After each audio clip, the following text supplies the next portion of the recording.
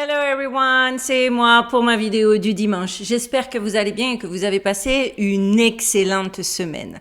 Alors aujourd'hui, sans tarder, je vais rentrer dans le vif d'un sujet qui fait le buzz, le seul, l'unique sujet qui compte à l'heure actuelle, le conflit Inès Reg et Natacha Saint-Pierre. Je plaisante. Je plaisante, mais ça m'a tellement fait rire de voir que cette histoire avait réussi, même outre-Manche, à détrôner tout ce qui se passe en ce moment et qui est complètement dingue, que je me suis dit, je suis obligée de faire un trait d'humour. Accrochez-vous, aujourd'hui, je vais être un petit peu pédante. C'est-à-dire, je vais un petit peu me la raconter. Je vais me permettre d'être sarcastique, pince sans rire. Ceux qui m'aiment pas, je vous le dis tout de suite, passez votre chemin parce que je suis pas sûre que cette vidéo, vous puissiez la supporter. Voilà. Si déjà vous avez des a priori vis-à-vis de moi, c'est pas pour vous parce qu'alors là, ce qui va vraiment nous intéresser, et attention, absolument pas Inès Reg et Natacha Saint-Pierre, ce qui va vraiment nous intéresser, là, le sujet d'aujourd'hui confirme tellement de théories que j'ai débattues sur ma chaîne. C'est pour moi tellement l'apogée de tout ce qu'on montre du doigt, de tout ce qu'on essaie de sous-entendre, de tout ce qui a été censuré, striké, de tout ce qui fait qu'à un moment donné, j'ai presque imaginé abandonner YouTube parce que j'ai estimé que c'était de l'acharnement pour des sujets qui pourtant me semblaient d'utilité publique. Eh bien, aujourd'hui, ceux qui ne voient pas en ce fait divers la confirmation que les gens sont bien moins des conspirationnistes que ce qu'on veut bien vous le faire croire, c'est que vous êtes un cas irrécupérable. Depuis l'aube des temps, l'humanité s'est délectée à tisser des toiles de suppositions, de spéculations et d'affirmations audacieuses, chacune prétendant être l'alpha et l'oméga de la vérité. Et pourtant, combien de fois avons-nous vu ces édifices de certitude s'effondrer comme des châteaux de cartes lorsqu'ils sont confrontés à la froide lumière de la réalité? Je vous pose la question.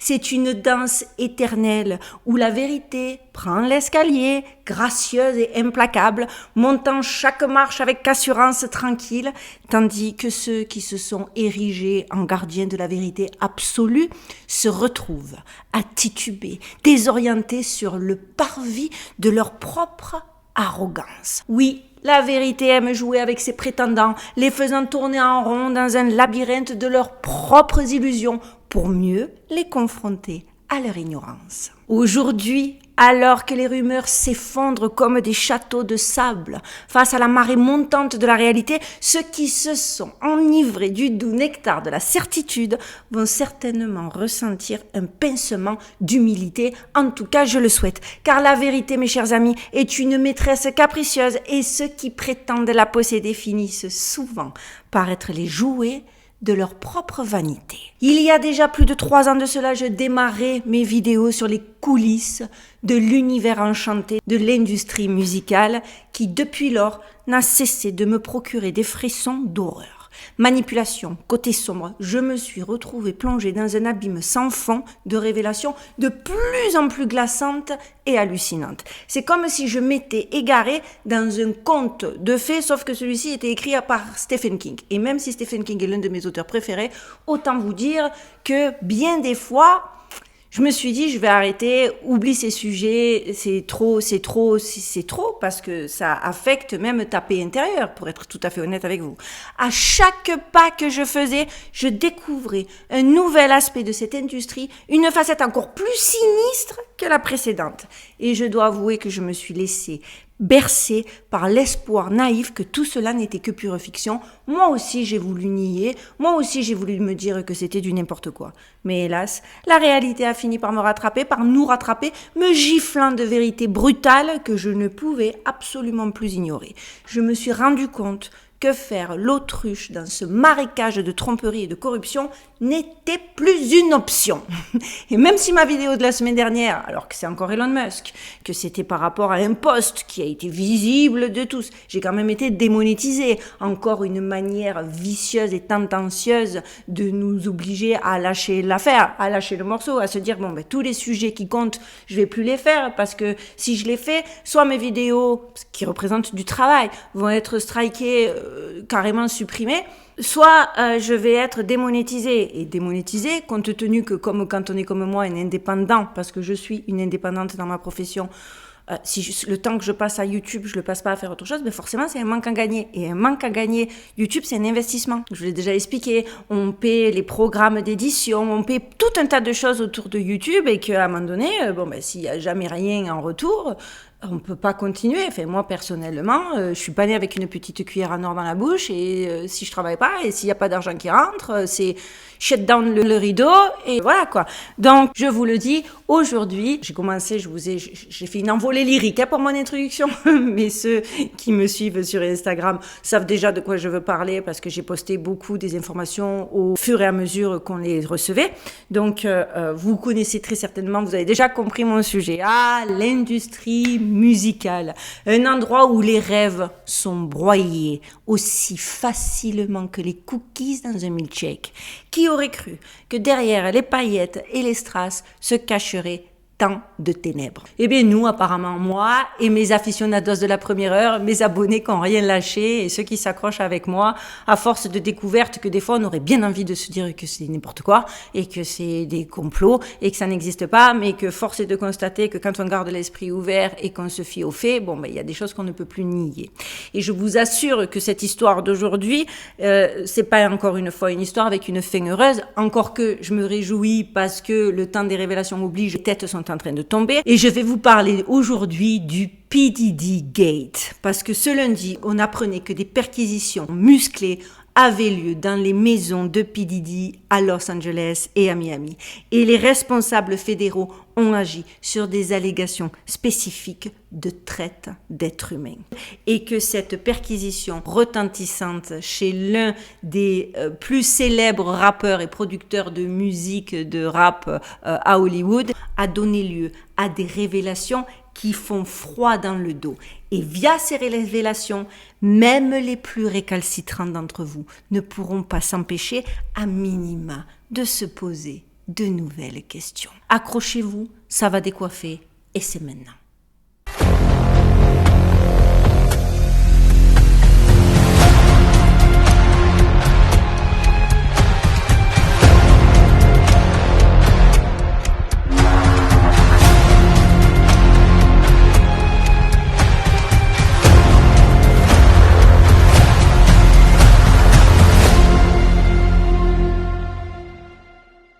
Petit aparté avant de commencer, je me suis permis une introduction un petit peu en envolée lyrique parce que je fais un test avec YouTube. Quelqu'un m'a dit que si dans les 5 premières minutes, il y avait des mots déjà qui étaient repérés, c'est là le plus souvent qu'on se faisait... Je fais le test. J'espère que YouTube va croire que je vous raconte une histoire. On verra. Bref. Donc, comme je vous le disais en introduction, il y a 3 ans, au détour de mes recherches, je m'interrogeais sur la malédiction du label Bad Boy Records et du pourquoi tant d'artistes qui avaient signé avec ce label se tournaient drastiquement vers la religion. C'est comme ça, pour vous dire la vérité, que toute l'histoire de mes recherches sur le côté obscur de l'industrie musicale s'est bâtie. Alors, si vous étiez là à l'époque de P. Diddy, qui se faisait encore appeler Puff Daddy, vous vous souvenez probablement qu'il a fait vibrer le monde entier. En effet, pendant la seconde moitié des années 90, Bad Boy Records dominait l'industrie musicale avec un flux constant de tubes qui ont enflammé les pistes de danse et les stations de radio. Et avec des vidéos extravagantes mettant en scène beaucoup d'explosions, de costumes brillants. Les protégés de P. Diddy dominaient également les ondes télévisuelles. Parce que oui, il n'est pas seulement un chanteur, c'est un des plus grands et des plus importants producteurs de l'industrie musicale hollywoodienne. Cependant, derrière la façade colorée, des affaires louches se déroulaient et des rumeurs sur le traitement de P. Diddy envers les artistes circulaient déjà. Au fil des ans, dites-vous qu'un nombre ridicule d'artistes du label Bad Boy ont fini soit ruinés, soit morts, soit en prison. Et en prison pour très longtemps et pour des choses très sérieuses. De plus, un nombre démesuré d'artistes ayant eux aussi travaillé avec P. Diddy ont quitté l'industrie et ont consacré leur vie à la religion. Ce qui est en soi très bien, mais qui est quand même assez ahurissant quand on connaît le genre d'artistes qu'ils étaient, quand on connaît leur discours, quand on connaît les messages qu'ils ont essayé de faire passer à travers leurs chansons. La religion, pour le coup, c'est la dernière carrière, je vais le dire comme ça, hein, avec un peu d'humour, c'est la dernière carrière vers lesquelles je les aurais vus se tourner. Et pourtant, mais alors la question forcément qui va avec ce changement de carrière assez inopiné, c'est qu'ont-ils vu? Qu'est-ce qui s'est passé? Qu'est-ce qui les a détournés à ce point de ce qu'ils étaient pour se consacrer à la religion? Parce qu'on dit souvent qu'il y a un appel. On aimerait bien savoir qu'est-ce qu'a été le déclencheur. Et des événements bizarres ont conduit justement certains à parler de la malédiction du label de P. Diddy. Certains artistes de Bad Boy Records ont eu ce que l'on peut qualifier de destin inexplicablement bizarre. Alors pour ne vous citer que quelques exemples, parce que la liste elle est non exhaustive et qu'il ne faudrait pas que la vidéo fasse 6 heures, donc je vais vous choisir les exemples les plus marquants, les plus parlants. Il y a eu Greg Mack, qui alors qu'il était l'une des valeurs sûres du label, a rejoint spontanément, sans crier gare, une communauté chrétienne, et puis pas n'importe laquelle, complètement isolée en Caroline du Sud, qui a été décrite comme une secte par d'anciens membres. Et le gars a disparu de la circulation. De 96 à 99, c'est Maze qui domine les charts avec son premier album Harlem World et qui est quadruple disque de platine. Après cet énorme succès, Maze choque le monde du hip-hop en annonçant qu'il prend sa retraite pour devenir pasteur. Encore une fois, c'est un changement de carrière qui laisse songeur. En 1998, c'est le rappeur Shyne, qui était encore une fois un des plus grands talents de la scène du rap à l'époque, qui choisit, malgré le nombre impressionnant de labels qu'il approche, de signer avec Bad Boy et P. Diddy. D'ailleurs, petit détail intéressant sur lequel ma communauté va rapidement percuter, il faut savoir que juste avant que Shyne signe avec P. Diddy, il a perdu étonnamment son meilleur ami dans un tragique accident de voiture. Et autant vous dire que tiens, encore une star qui a perdu son meilleur ami, ça fait quand même beaucoup de points communs dans le monde des artistes. En tout cas, suffisamment pour qu'on se pose la question. Bon, mais celui-là encore, en 2010, a tout quitté pour se convertir au judaïsme. Et il y a encore, c'est pas tout, il y a encore Loon qui a sorti son premier album chez Bad Boy Records en 2003. Un an plus tard, il quitte le label. En 2008, après un voyage à Abu Dhabi, on apprendra que Loon s'est converti, cette fois, à l'islam. Bref, je vous le dis, la liste est longue, croyez-moi, mais une chose est certaine. Tous les artistes à qui il est arrivé des choses les plus incompréhensibles ont un seul point commun. Ils étaient tous signés chez P. Diddy. Et presque tous ont fini par le haïr et ressentir une profonde rancœur. Forcément, question tout à fait légitime d'entrée de jeu qui brûlait toutes les lèvres déjà à l'époque, c'était mais pour quelle raison? Qu'est-ce qui se passe à l'intérieur de ce label pour qu'il y ait soit des gens qui démissionnent, soit des gens qui deviennent fous, soit des gens qui se tournent vers la religion, soit des gens carrément qui finissent morts, qui finissent dans des histoires abracadabrantes. Bref, il a fallu donner plusieurs raisons. Et forcément, on peut compter sur les merdias et les autres porte-paroles du show business pour expliquer ceci en en dévoilant pas trop. L'explication la plus servie et celle qui a tourné le plus, c'est tout d'abord que les artistes signés avec Diddy étaient en fait bloqués par un contrat qu'on pouvait clairement appeler un contrat d'esclave. Malgré le succès commercial, plusieurs de ces artistes ont fini pauvres. De ce fait, les artistes finissaient pour des raisons pécuniaires par détester P. Diddy. C'est loin d'être le seul qui utilisait ces pratiques, et pourtant dans les autres labels, ça s'est pas si mal fini. Mais avec le culot qu'on leur connaît, c'est une des raisons qu'ils ont servi. Mais à part l'exploitation financière, il y a eu quand même des rumeurs étranges mais persistantes concernant P. Diddy qui ont commencé à émerger. La principale, vous vous en doutez, il flirte de manière agressive avec les artistes féminins, mais aussi masculins. Ces dernières années, des rappeurs célèbres comme 50 Cent et X-Beat ont partagé quelques histoires concernant les tendances de Diddy. Et des exemples comme ça, hyper malaisants, il y en a pléthore. En 2017, pendant Drinking Champ, un P. Diddy ivre semble séduire le rappeur Fabolous. Il lui a même chanté joyeux anniversaire à la manière de Marilyn Monroe, tout en lui demandant quand il pourrait lui faire sa fête. Alors, faut savoir que si aujourd'hui, ce sont des choses qu'on pourrait regarder avec bienveillance parce qu'ils nous ont tellement rongé le cerveau que oser s'exprimer par rapport à des scènes comme ça qui sont empreintes de malaise, ça s'apparente à de l'homophobie ou limite à du racisme. À l'époque, c'était des comportements qui étaient extrêmement surprenants. On n'était absolument pas dans le wokisme. Hein. Donc imaginez quelqu'un comme P. Diddy qui flirte comme...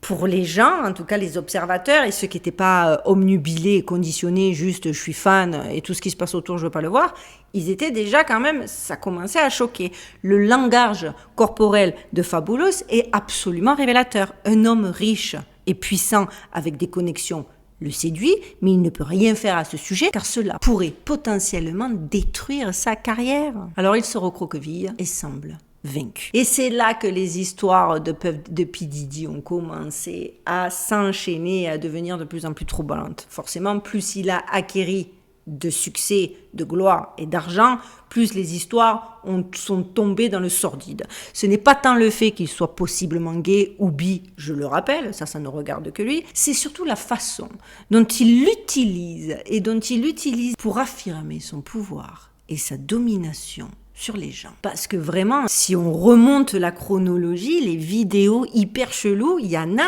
pléthore. Par exemple, dans une vidéo choquante postée sur Instagram en 2020, la chanteuse de R&B, Jaguar Wright, a affirmé que Diddy avait forcé des artistes masculins à lui faire des actes sexuels pour le pouvoir. Le témoignage de Jaguar a rapidement été confirmé par le garde du corps de P. Diddy, Gene Deal, qui a admis que c'était loin d'être un incident unique et que les choses qu'il avait vues en travaillant pour P. Diddy l'avaient incité à commencer à prier et à citer les Écritures. Vous voyez, on y revient. Il a déclaré « C'est moi qui ai décidé d'ouvrir ma bouche, vous savez, pour vous faire savoir que j'ai vu des trucs du diable. » Il faut avouer que l'utilisation du mot diable, au-delà de nous donner clairement la chair de poule, surtout à la lumière de ces derniers événements de ces derniers jours, c'est quelque chose qui est extrêmement récurrent lorsque l'on parle de P. Diddy. Et il semblerait que sa réputation ne soit pas usurpée. D'ailleurs, regardez la couverture d'un livre écrit par un ancien artiste, encore une fois, de Bad Boy, je vous en parlais, Mark Curry. Son livre s'intitule quand même « Dancing with the Devil », comprenez, danser avec le diable. C'est peut-être pour ça qu'après avoir dansé avec le diable, autant d'anciens artistes se sont tournés vers la religion. Clairement, on a l'impression, à la lumière de tous ces événements, que ces artistes avaient besoin d'essayer d'échapper à quelque chose. C'est comme s'ils avaient vu des choses tellement impies qu'ils ont ressenti le besoin de se tourner vers Dieu pour retrouver la raison. Lorsque l'on considère que depuis des années, de nombreuses voix sonnent l'alarme concernant ceux personnages et que systématiquement elles ont été ignorées, censurées ou même ostracisées par la société, à la lumière des révélations d'aujourd'hui, on espère que ceux, je vous le disais en introduction, qui se sont arrogés de leur suffisance, se drapant dans leur prétendue certitude de détenir la vérité absolue et qui ont négligé tous les témoignages, j'espère qu'aujourd'hui, ces personnes, vous ressentez un poids de culpabilité. Parce que là, on va parler d'enfants et on va parler d'atrocités. Tous ceux qui sont venus et qui ont signalé mes vidéos, qui voulaient traiter ce sujet pour qu'elle soit strikée pour YouTube, j'espère bien qu'aujourd'hui vous êtes mortifiés de honte. Car malgré les tentatives de certains créateurs de contenu, parce qu'il y a eu aussi ça aussi, de vite s'emparer de l'affaire pour obtenir un maximum de vues et tenter de minimiser, parce que j'ai vu ça en début de semaine, l'ampleur de l'histoire, en insinuant des excuses telles que « mais tu dis n'importe quoi », parce que pour ceux qui m'ont, je le répète, suivi sur Instagram, vous savez que j'ai posté les réactions, j'ai suivi l'affaire au jour le jour, etc. Bon, je me suis quand même fait attaquer par des gens qui venaient me dire « mais tu racontes n'importe quoi, il a pas tenté de s'enfuir, mais tu dis n'importe quoi ». Bon, il est désormais impossible, ne serait-ce que d'émettre le moindre doute quant aux accusations portées contre ce sombre individu. Donc, s'il y a des fans, et si vous êtes venus parce que vous êtes chafouin et que vous voulez en débattre, passez votre route, je parlerai même pas avec vous. Je suis à deux doigts de me dire si je supprimerai pas vos commentaires, tellement ce serait indécent de votre part. Donc, je reviens sur l'info pour ceux qui habiteraient dans une grotte. Non, je suis méchante de dire ça parce qu'éventuellement, je suis pas en France au vu des bêtises que j'ai pu lire. Je sais pas si ça a été correctement traité. Mais donc, en effet, ce lundi, on apprenait la perquisition musclée des maisons de P. Diddy et à Los Angeles et à Miami. Des responsables fédéraux ont agi sur des allégations spécifiques de traite des êtres humains lorsqu'ils ont perquisitionné 2 des maisons de P. Diddy lundi. Et ils affirment que les présumées victimes ont donné de nombreux détails. Et je répète, vous avez bien entendu, traite d'êtres humains. Un agent du département de la sécurité intérieure a déclaré aux journalistes que l'affaire était active depuis plusieurs semaines alors que les autorités enquêtent sur toute une série d'allégations contre le rappeur Emania de 54 ans. Un des agents basé à Miami, qui a parlé sous condition d'anonymat, n'y est carrément pas allé par 4 chemins. Il a clairement expliqué qu'il existait un historique troublant de traite des êtres humains, que ces perquisitions répondaient à des allégations concrètes, détaillées et explicites, que ce n'est pas aléatoire, qu'il n'avait pas choisi le nom de P. Diddy au hasard et que cela résultait d'allégations faites par de nombreuses victimes. Je réponds à tous les créateurs de contenu, autres youtubeurs, tiktokers, etc., qui ont voulu absolument commenter en disant mais c'est pas possible, mais c'est pas vrai, c'est n'importe quoi, c'est juste voilà une perquisition comme une autre. Non. Là, ça a été clairement dit, clairement défini. Et croyez-moi que le département de la sécurité intérieure, il se déplace pas pour des histoires lambda comme oulala, perquisition pour trouver de la drogue. C'est pas leur truc. Petit rappel rapide des faits, parce que l'histoire date quand même pas d'hier. Tout a commencé quand le public a d'abord pris connaissance des allégations contre P. Diddy de sa ex-petite amie, Cassie Ventura, lorsqu'elle a déposé une plainte civile fédérale contre lui en novembre de l'année dernière. Les détails étaient déjà, les amis, bien scabreux. Cette affaire a été réglée à l'amiable dès le lendemain. P. Diddy lui a versé, il me semble, 30 millions de dollars pour qu'elle retire sa plainte. Tout le monde a un prix, apparemment. Elle a cédé, elle a retiré sa plainte et elle a disparu. Mais seulement sa plainte à elle a été suivie de 3 autres poursuites judiciaires pour agression sexuelle. Toutes, bien évidemment, fortement contestées par P. Diddy. On a eu droit à c'est une cabale, c'est une chasse aux sorcières, je suis innocent. À ce stade, aucune accusation criminelle ou faute n'avait été portée contre lui, puisqu'il a rapidement acheté tous les silences. Jusqu'à ce lundi où enfin un juge fédéral a donné son accord pour une perquisition dans toutes ces maisons, dans toutes ces demeures. Lundi, lorsque les agents de la sécurité intérieure ont perquisitionné les propriétés de P. Diddy, ils ont saisi des disques durs, des téléphones et d'autres nombreuses preuves. Un officier de police a déclaré au journal Le Poste qu'il recherchait des photos, des emails, des SMS, des itinéraires et, espérons-le, des noms. Il a même spécifié qu'il y a des communications spécifiques extrêmement parlantes dont ils sont déjà au courant. L'enquête multi-agence est dirigée par le bureau du procureur des États-Unis pour le district sud de New York.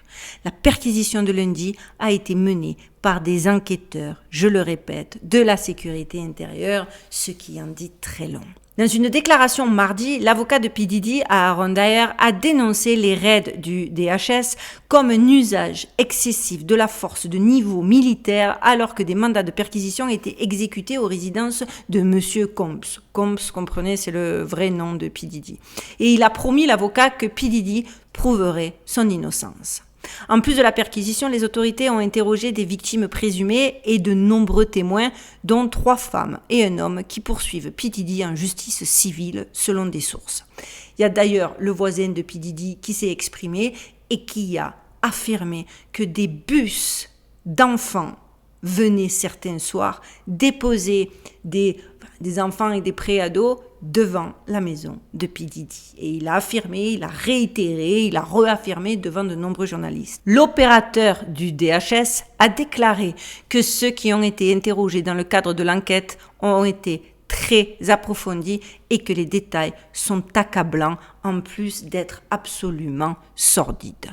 Une chose est certaine, de nombreuses accusations tournées depuis un certain temps et toutes plus violentes et infâmes les unes que les autres. Et pourtant, P. Diddy était intouchable depuis des décennies. Même malgré des accusations et des affirmations, mais d'une gravité terrible qui avait été porté contre lui, P. Diddy, il a toujours été capable de tout balayer et même de ne pas être accusé de mauvaise conduite. C'est-à-dire le gars, malgré tout ce qui circule, et je le répète, depuis des années, il n'a même pas eu un avertissement, même pas eu un warning. Cela a bien tendance à prouver que non seulement toute personne puissante avec de bonnes connexions peut éviter toutes sortes de mauvaises réputations grâce à ce levier, mais aussi et surtout que ce monde où les pouvoirs obscurs des coulisses s'entremêlent avec les élites politiques, tissant un réseau complexe de faveurs et de compromis, existe bel et bien, et qu'il ne s'agissait absolument pas de délire conspirationniste. D'ailleurs, je n'ai pas compris, et je ne comprends toujours pas, comment, après l'affaire Epstein, il y a encore des gens pour avancer l'argument de c'est du n'importe quoi, c'est du délire, vous allez trop loin, ça n'existe pas, etc. C'est-à-dire, personne ne peut nier le tremblement de terre qu'a été l'affaire Epstein, et pourtant, t'as encore des gens qui, lorsqu'ils entendent parler de trafic d'êtres humains, de traite d'enfants, de traite de femmes, ils te disent non, ça c'est conspirationniste. Et ça, vraiment, c'est quelque chose qui a tendance à me mettre sur les nerfs, quoi. Donc, encore une fois, je vous le dis, cette affaire de P. Diddy, là, ça va mettre un sacré coup de pied dans la fourmilière. Dans cet univers parallèle où la renommée et l'influence semblent tout régenter, les artistes de renom peuvent se retrouver protégés par des réseaux d'allégeance et de loyauté qui transcendent les frontières du légal et surtout du moral.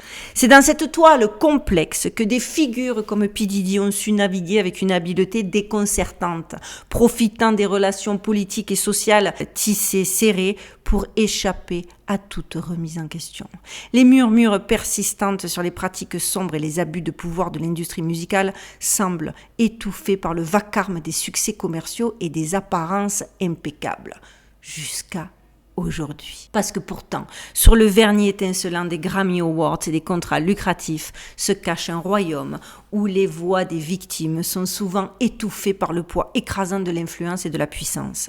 Dans ce jeu de pouvoir déformé, la vérité peut être étouffée par de nombreux, mais surtout par les ombres des manigances politiques et des alliances secrètes, laissant les fauteurs de troubles intouchables et les victimes dans l'ombre. Alors que les projecteurs illuminent les scènes de gloire, il subsiste une réalité sombre et insidieuse où les liens dans l'industrie musicale et le monde politique ne font que renforcer le voile d'impunité qui protège les puissants. Et dans cet écho sinistre, la quête de justice semble souvent noyée dans les méandres de la manipulation et du pouvoir. Pourtant, voilà qu'aujourd'hui, enfin, quelque chose qui confirme encore une fois que le temps des révélations est arrivé, vient de sonner un grand coup. Le cas P. Diddy, croyez-moi, c'est juste le début. C'est juste la boîte de Pandore. Et on n'en est qu'aux prémices. Mais déjà, il y a des noms qui commencent à fuser. L'ancien détective Derek Parker de l'unité de renseignement sur le rap du New York Police District a été interviewé par les personnes du New York Post et il a déclaré que P. Diddy a un passé très discutable qu'il a pu contrôler grâce à son pouvoir pendant très longtemps. Mais qu'aujourd'hui, il semble qu'une personne est bel et bien décidée de faire des révélations coup de poing et que cette personne veut fondamentalement changer l'industrie musicale. Cette mystérieuse personne leur donne des informations sensibles. Quelqu'un coopère et il semblerait que cette personne soit quelqu'un de très proche de lui. Et cette personne annonce qu'il s'agit de la pointe de l'iceberg. Il faut bien avouer que depuis lundi, de nombreuses étranges vidéos ressurgissent et elles prennent tout leur sens. Comme par exemple cette vidéo où on voit P. Diddy aux côtés de Justin Bieber. Justin Bieber qui a 15 ans à ce moment-là. Dans cette vidéo, il explique aux téléspectateurs qu'il ne peut pas vraiment divulguer ce que lui et Justin Bieber vont faire pendant les 48 heures qu'ils passeront ensemble. P. Diddy, à l'époque, avait 40 ans. Il a ensuite affirmé, dans la même interview, qu'on lui avait confié la garde de Justin Bieber, comme on lui avait déjà laissé à l'époque celle de Usher, quand ce dernier avait 13 ans. Regardez un extrait assez perturbant au vu de ce que l'on sait aujourd'hui. To New York City. and I lived with Sean Puffy Combs for a year. That's the crazy thing. Now, that was L.A. Reid's idea, right? We're sending you New over York to something City. called Puffy Flavor Camp. There you go. To learn Flavor Camp. Yeah, Flavor that's what it Camp. was called. And you're going to go to Puff Daddy's. He's going In the 90s, do you understand what that's like? Puffy's place was like just filled with chicks and orgying like nonstop, right? No, not really. I Come mean, on. but hey, it was curious. I got a chance to see some things. Yeah, but you were 13. What were you I seeing? went there to see the lifestyle, Right. And I saw it, and it was, but I don't know if I could indulge and understand what I was even looking at. It was pretty wild. It was, So it was nobody crazy. tried to, some woman didn't come along. I didn't say that. Okay. I didn't But say you that. What I did say is that there were very curious things taking place, and I didn't necessarily understand it. Biggie Smalls was there. Biggie Smalls was there, Lil' Kim, Craig Mack. All these people all are of hanging around. Yeah, man. Faith Evans, And your parents Jodeci, were Mary J. okay? Blige. They didn't know nothing about this shit. Oh. I was having a good time. You know what I mean? Does he have you doing any chores? Are you doing dishes at all? I mean, to keep you humble somewhat? Or are you just like, can you stay up till 4 in the morning with them and party? I mean, I could. I Yeah. actually stayed up longer than them. And and do you have money? What's going on? I mean, I had like per diem. Yeah. I had like, What like a living. life. Yeah, it's pretty crazy. 14 years old. You're a dad now. Would you ever send your kid to Puffy Camp? Hell no. See? Mais les amis, je vous le dis, je vous le répète, ce n'est rien par rapport à ce qui arrive. Et des exemples, il y en a tellement que cette vidéo n'aurait pas de fin. Je suis obligée de partir dans tous les sens. Si je devais les énumérer toutes, on y serait jusqu'à demain. Surtout qu'en plus, very soon, je vous l'annonce, et ça va très certainement être le sujet de ma vidéo, il va y avoir le Nickelodeon Gate, c'est-à-dire Gate, quand je dis Gate, c'est scandale, hein, qui va faire, ce scandale va faire tomber des têtes via justement des sordides secrets de l'empire des séries pour ados, et il va y avoir des révélations dont personne ne va se remettre. Ma vidéo sur le sujet arrive, et vous allez voir qu'encore une fois, cela va mettre en évidence que les projets monarques dans la lignée des MK sont une fois encore très très loin d'être un délire conspirationniste. Et qui a justement participé à de nombreux programmes de la chaîne Nickelodeon? Eh bien, P. Diddy, of course. Un vieux clip mettant en scène Diddy est devenu viral après que des enquêteurs aient révélé des allusions sexuelles inappropriées dans un épisode de l'émission All That de Nickelodeon, où une substance blanche gluante était jetée sur le visage d'un enfant star. What the fuck? Ceux qui ne voient pas l'allusion, c'est que vous voulez pas la voir. Pour les autres, on est d'accord, mais c'est juste dégueulasse. Et pour moi, ce fait divers pour certains, c'est-à-dire cette cavale, ces perquisitions, ces arrestations, ces vérités, ces déclarations, ça regroupe tellement ce que nous dénonçons depuis des années que je pouvais pas ne pas traiter ce sujet parce que, encore une fois, ce qui va en découler derrière, parce qu'on a déjà entendu Travis Scott, on a déjà entendu Jay-Z, il y a 50 Cent, qui est le seul d'ailleurs 50 Cent à avoir dénoncé ça depuis longtemps et on l'a fait passer pour un malade mental. Ben justement, lui, il préparait un documentaire qu'il avait tourné pour dénoncer P. Diddy. Il a dit qu'il y avait derrière, on allait halluciner sur les noms qui allaient sortir. Et quand je vous dis que cette affaire rassemble tous les points qu'on dénonce, et même quand je pense que ce pauvre Kanye West, il s'est fait traîner dans la boue quand il racontait les sacrifices, etc. On lui a fait, alors que, petite anecdote qui vous intéressera, il faut savoir qu'il y a de nombreuses histoires qui circulent concernant la mort étrange de la mère de 3 des enfants de P. Diddy, Madame Kim Porter, en 2018. Version officielle, elle est morte d'une pneumonie. Encore une fois, on est quand même bien dans le cadre de tout ce qu'on dénonce. Je peux pas être plus spécifique, je suis désolée les amis, mais vous savez que YouTube est sur mes côtes. Et alors là, vous avez vu les efforts que j'ai faits, j'ai écrit un livre. Je vous ai fait des envolées lyriques pour espérer que YouTube, ils se disent « Ok, c'est une histoire, on va voir. » Mais il faut avouer, dites-moi-le en commentaire, que quand même, si ça, c'est pas la preuve absolue, je sais pas ce que c'est. En plus, quand elle a soi-disant eu cette pneumonie, son ex-femme, ça tombait quand même assez bien pour lui, puisqu'elle s'apprêtait apparemment à écrire un livre dans lequel elle comptait parler de leurs relations abusives et des secrets de l'élite, de l'industrie musicale hollywoodienne.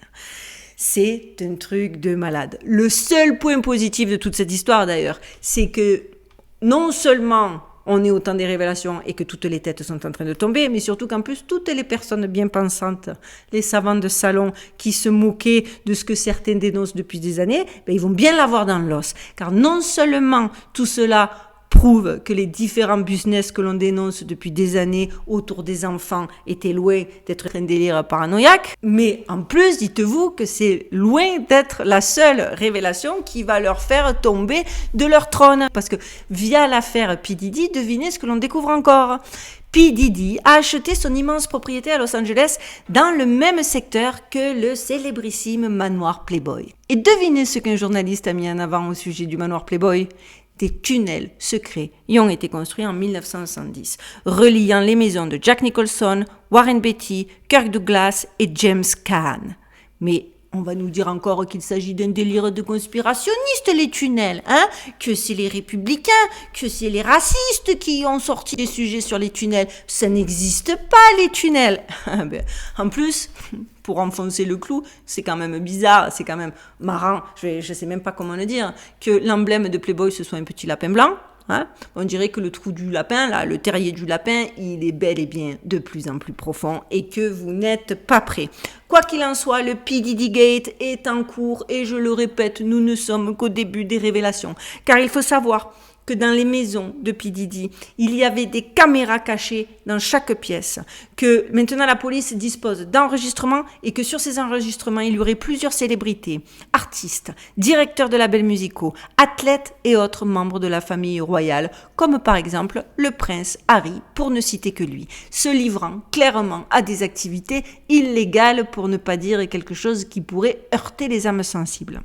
Ces personnes ont été bien évidemment, vous vous en doutez, enregistrées à leur insu et P. Diddy posséderait des images compromettantes de toutes les personnes qui ont participé à ces soirées intitulées Freak Off et autres private parties flippantes, certaines sponsorisées par les plus grands noms de l'industrie musicale.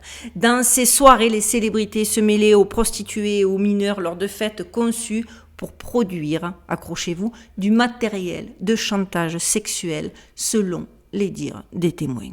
Il a été clairement allégué que P. Diddy détenait des enregistrements vidéo secrets de politiciens et d'autres personnages de haut rang, de haut niveau, occupant des positions on ne peut plus condamnables dans le cadre de ces révélations. On est clairement face à une affaire Epstein partie 2. Du coup, P. Diddy va-t-il aussi se suicider ? Vous l'avez compris, humour. Hein?